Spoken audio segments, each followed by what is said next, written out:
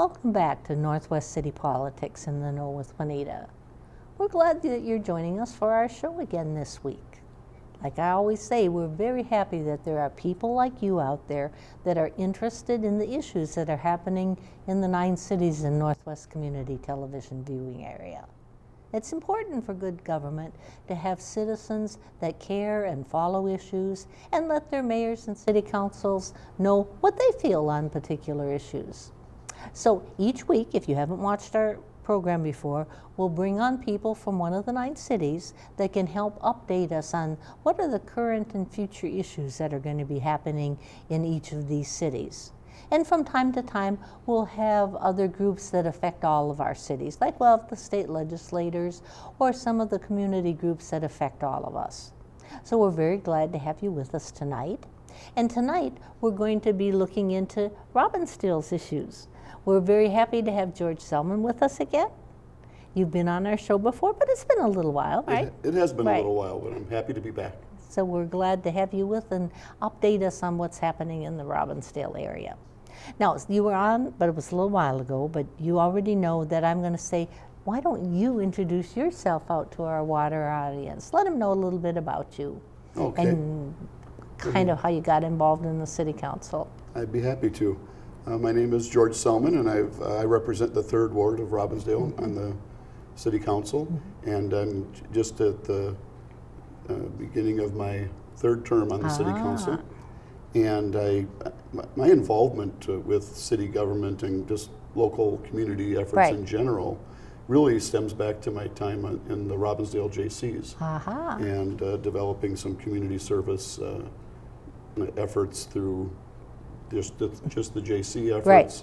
And then eventually I got too old to be a JC and I became a Robbinsdale Lion. But along the way I got involved with a lot of different things, like our city's summer festival, Whiz Bang Days. I've been a member of the Whiz Bang Days committee for over 20 years now, and I was president of the festival for 3 years, and we'll talk more about Whiz Bang later. I serve on I served on the Planning Commission and the Park Rec and Forestry Commission, prior to being on City Council. And I asked you to think a little bit about, because I'm asking people from all the cities, if you can tell us a little bit about Robbinsdale when it first got started to be a city. How long has Robbinsdale been a city? Well, I know it's over 100 years, but when I saw you wanted me to talk about that a little bit, I had to do a little homework. I have to admit, I don't have all of this to memory, and I'll refer to my notes a lot tonight. But we have been a city since, or for 122 years. Oh, wow. And it's, Robbinsdale started as just a rural area that outside of Minneapolis. Right. And here I had all these in order. There we go. There they go. And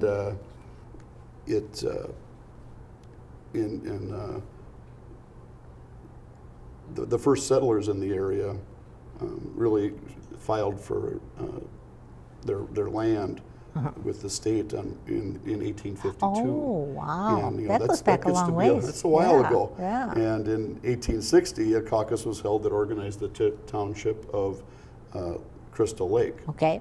And through a lot of different things over the years and a lot of different people coming through, eventually Mr. Robbins came through and really liked the area and became heavily involved in securing the land that became Robbinsdale. And a special election was held on March 23rd, 1893. Oh. And there was a vote to dissolve the village of Crystal. Okay. And it carried unanimously, and on April 19th, 1893, the village of Robbinsdale was organized. And it still encompasses the same 2.9 acres that it had at that time, with one exception near France Avenue on the Brooklyn Center border. But other than that, it stayed the same for all those years. And you've watched a lot of it change, right? Well, I've only watched the last 35 or so years. Yeah, but that's quite a few years. I don't go back quite that far. No. But you have a good long look at your community. Yes, and the Cable Commission is doing a history piece on all of our communities, and as those come out, they're really fun to not just learn about Robbinsdale, but but all the different communities in the area that make up our cable commission group of 9 cities, and it's there's a very deep history in this region, and it's wonderful that it's being documented. Oh yeah, it's very important. It is. Now Robbinsdale has had a historical society, but not all of our cities do. Yeah, I can't really speak to all of the cities. I know Right. some of them do, and the ones that I don't know that they do are probably the ones you're referring to Right, that don't. right.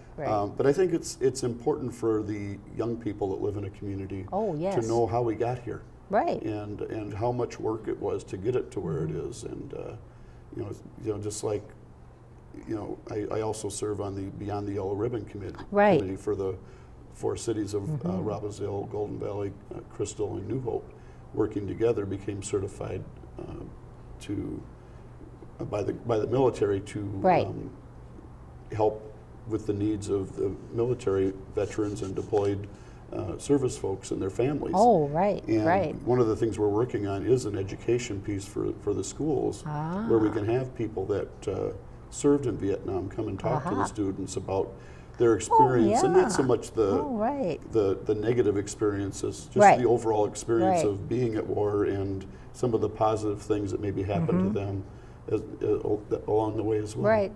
Because the Botno or the Blue Line, because I think they're now switching to calling it the Blue Line, Correct. right? The Blue Line extension specifically. Right. Oh, Blue Line extension. I've got Blue Line LRT line which is proposed to go through Robbinsdale.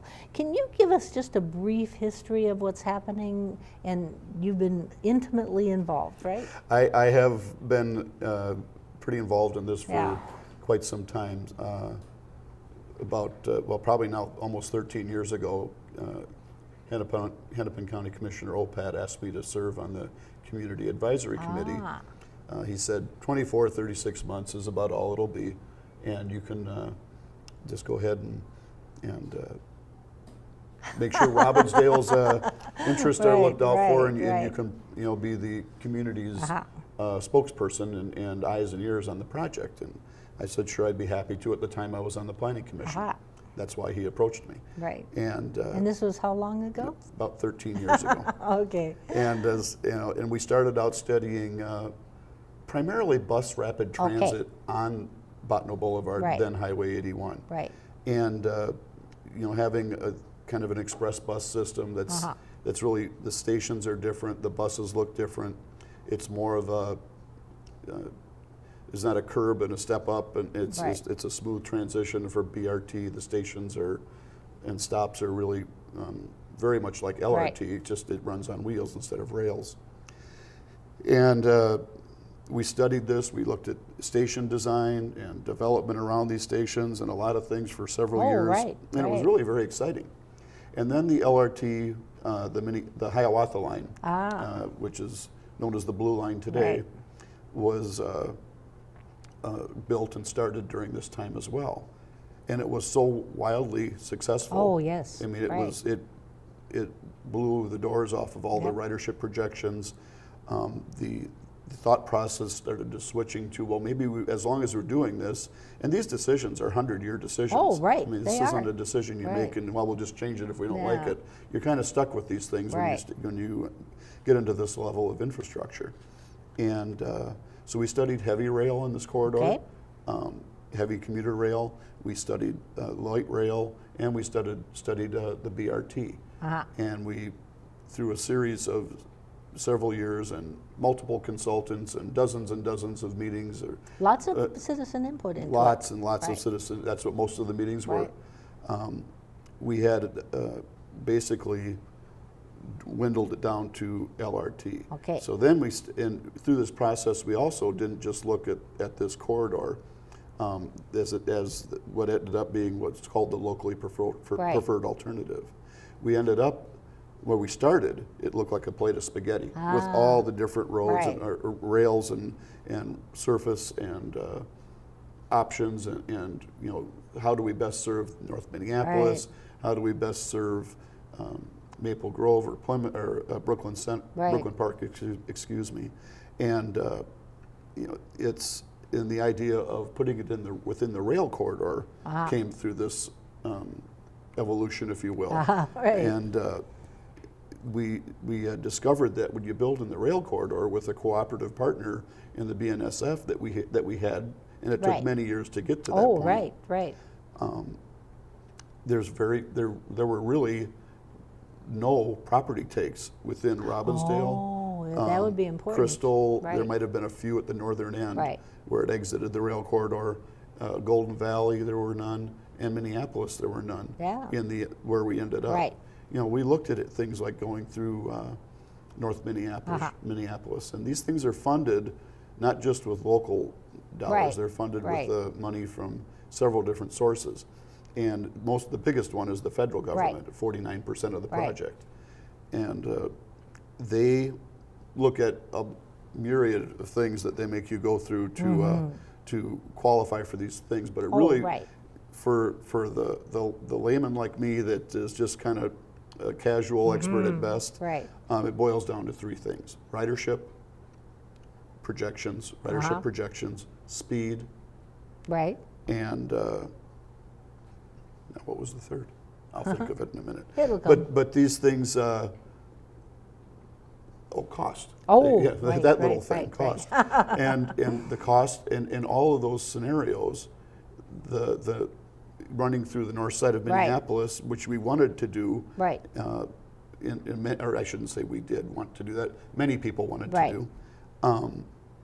It probably wouldn't get built. We wouldn't get Right. anything because it was too slow, because it's running through mostly residential Oh, areas right, and with right. lots of turns and lots of intersections. It's the property takes were enormous. Oh, yeah. Dozens, Yeah. and I think it was 60 homes, and the cost of that, and several Yeah. commercial properties. Yeah. It just became, and the ridership projections actually were lower, which I found amazing. Yeah. But it's Yeah. they have ways to project Oh, what right, these things are going to do right. through study and survey of people that would use it, and it was too slow, and people would just as soon use other forms Right. of transportation. But on this corridor, the cost is less, it goes faster, and the ridership projections were the highest. So it puts us in the best position to secure the federal Okay. funding to make it happen. So now, what's the current status? Where is this project at this point in time? Okay. I went to the Metropolitan Council's website. Okay. And one of the things we've done recently is Hennepin County and Hennepin County Railroad Authority has been kind of driving the Okay. train, if you will, on this project for several years now. And they are now it's gone on to this next phase where Met Council is taking it over, and they're working with the federal government to secure the FTA approval. And basically, I'm just going to review the project's timeline. In March of 2010, the final alternatives analysis study report was published. In June of 2012, the Hennepin County Railroad Authority recommended construction on the line I described. In March of last year, 2014, the Botno Transit Draft Environmental Impact Study was published. And in August, the FTA approved the Blue Line extension to enter into what's called the project development phase. Right. I never thought I'd live long enough to see that happen, but it did. And now Met Council has transitioned into taking the lead on this project. The project offices are in Crystal. Okay. In the former Northwest Family Physicians space, near Old Country Buffet. I can't remember the name of the mall right now. And so they're right here, right at the project. And many of these folks just finished working on the Central Corridor line that opened. The project development phase goes from 2014 to 2016. And it includes initial design and engineering as well as completion of the required environmental documentation. And that's where we're at right now. And we're studying things like station area planning. And we've been studying initially Golden Valley and Minneapolis, the two in Minneapolis and the one or two in Golden Valley, which is yet to be determined. And it's a lot of, it's kind of funny to watch the evolution of these projects, and there's we have to start somewhere. So what these guys do and gals do is they take kind of just they throw a plan against the wall a little bit and say, okay, here's one idea. And from that, they take public input and they reconfigure it and mold it sure. to more meet what the preferences are of the Right. people that are going to use it and live by it, and perhaps develop near it. Right.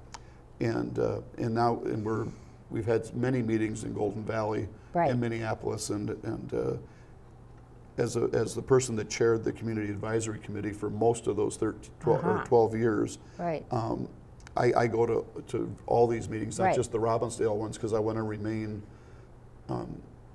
not so much to influence what they have in their community, but to be able to stay informed on where they're at, because it's a lot of moving parts, and there's a lot of special interests involved. There's people that can't wait for it to build, and there's people that will tie themselves to a tree to prevent it from being built. Right. Both sides. So, and everything in between. Right.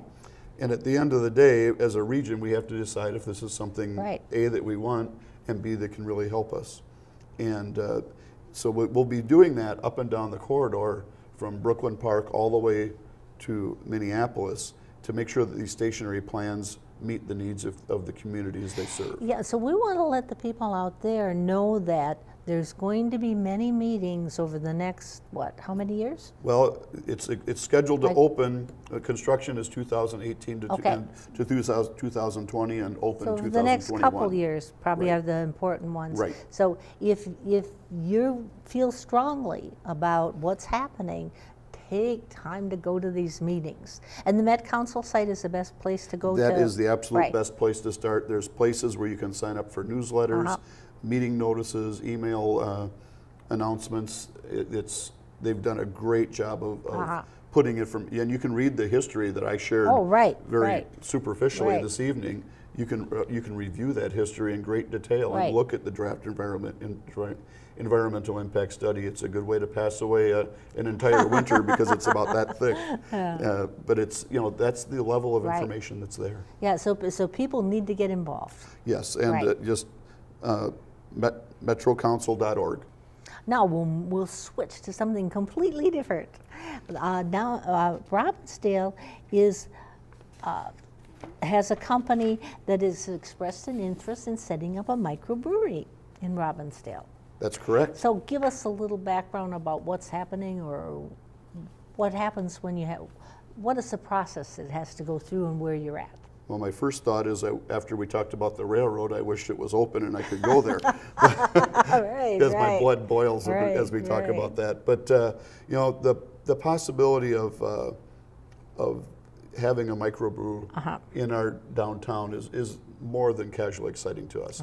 If you look at development around these types of facilities in Minneapolis and Northeast Minneapolis, I mean, they really drive a lot of revenue to the areas that they're in. It's not just a bar on the corner. This is it's a social place. It'll have a positive impact on our downtown. It'll bring in people to Robbinsdale that otherwise may not have ever stepped foot in Robbinsdale. Right. And they're gonna dine and shop at other businesses up and down our West Broadway, our Main Street. The process of getting this built is very exciting, but it's also the first time we've done it.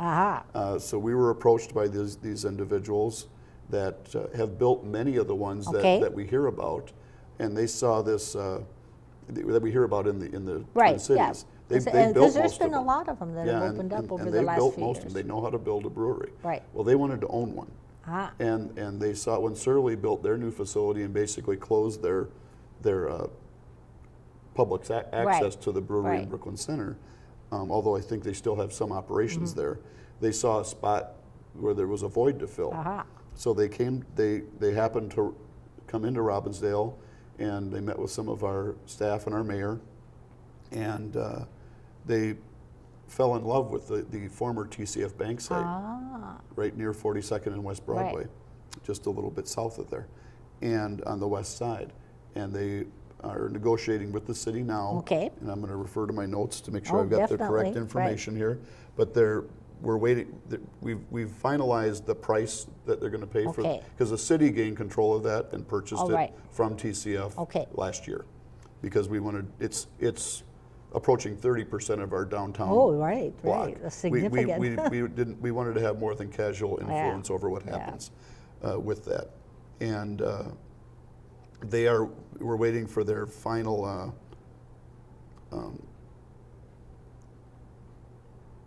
Designs to Okay. come through, so we can finalize the draft to make sure that they meet what's in the draft development agreement, Right, redevelopment agreement.